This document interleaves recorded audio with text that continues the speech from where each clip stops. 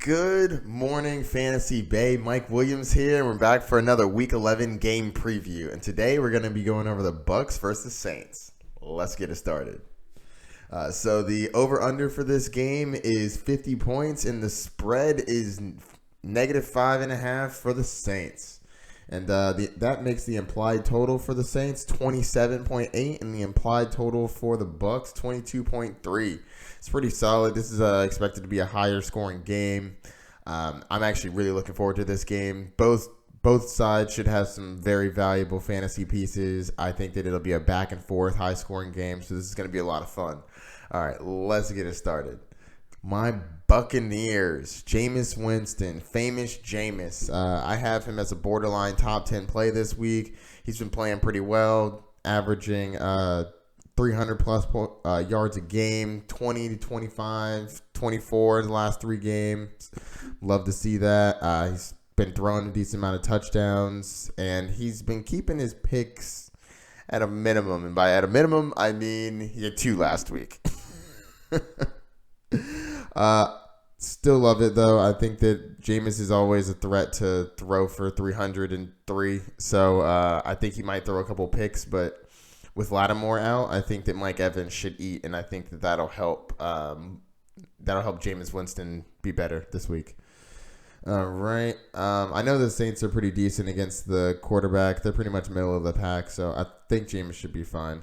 Now, when it comes to the wide receivers, of course, you're starting Mike Evans. You're starting Chris Godwin. They're both beasts. But here's the thing.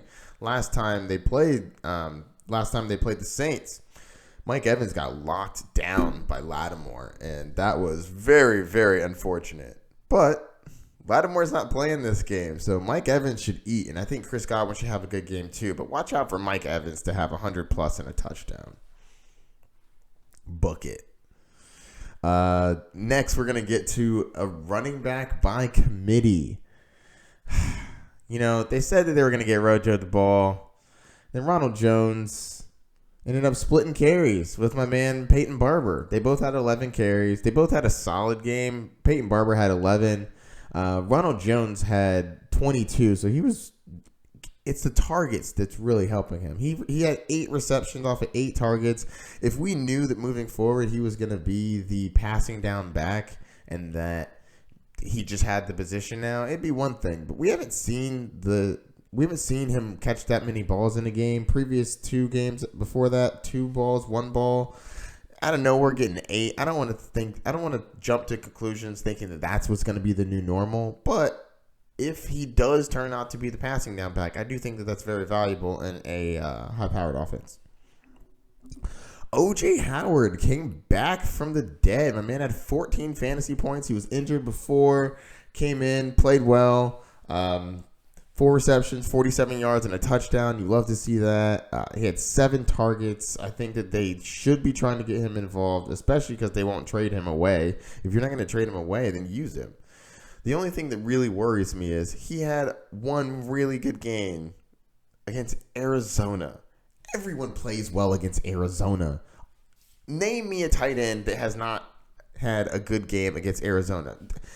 O.J. Howard is one of the most talented tight ends in the league. He's not getting utilized. We're not using him. So, I mean, if we're not going to trade him, we need to use him. He's talented. Get him to learn the playbook. He runs. It's not like he's not running routes. He's running plenty of routes. He's on 81% of the snaps. That's 10th amongst tight ends. That's a decent amount. He's being used 5% of the time. That ranks terrible. 50th of all utilization amongst tight ends. It's like, come on, man. You gotta use O.J. Howard. Use it or lose it. And I don't want to lose O.J. And I'm not trying to play the Bucs defense against the Saints. The Saints are going in this year. Next, we're going to go to the Saints.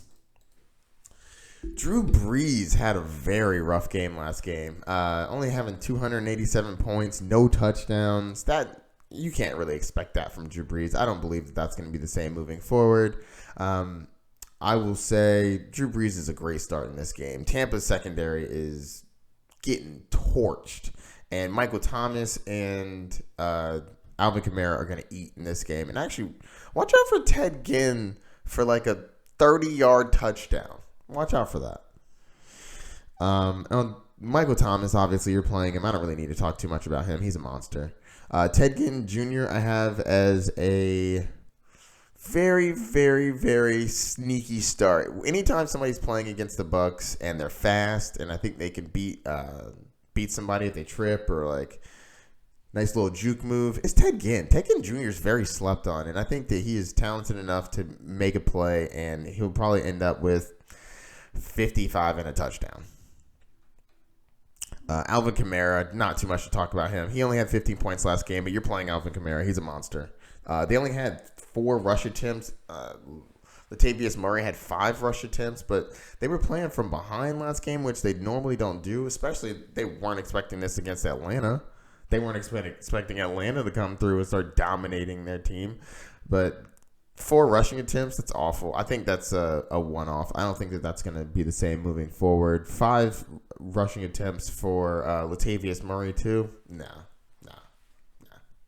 That's not gonna stay.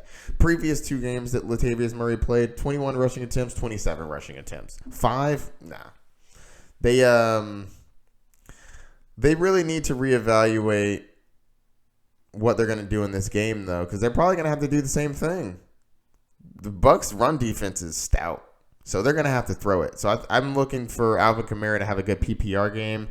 Last game, he had 8 receptions. I'm thinking it's something along those lines as well. 8 to 10 receptions. He had 10 targets. Because the run defense is stout, but the receiving core is meh. Or not receiving core. The receiving defense is meh. So I think they should both have pretty good games. Jared Cook. I actually like Jared Cook this week. The Bucs, other than last week, have been giving up a bunch of points to the tight end position. Other than last week, Week 9, 3. Week 8, 3. Week 6, 18. Week 5, 4. Week 4, 4. These are ranks of tight ends playing against them. So somebody was ranking 3rd, 18th, 4th, 5th. That's very solid. So I'm starting up Jared Cook if I have him. And I think you could play this Saints defense against the Bucs. I think Jameis throws enough picks. He gets enough sacks to where even if he throws up 25, 30 points, it'll still give you enough points on the sacks and the turnovers to be relevant. And I think that's going to do it, Fantasy Bay. If you have any questions, don't forget to hit me up. Like and subscribe. Check out the social media down below. And good luck this week. Peace.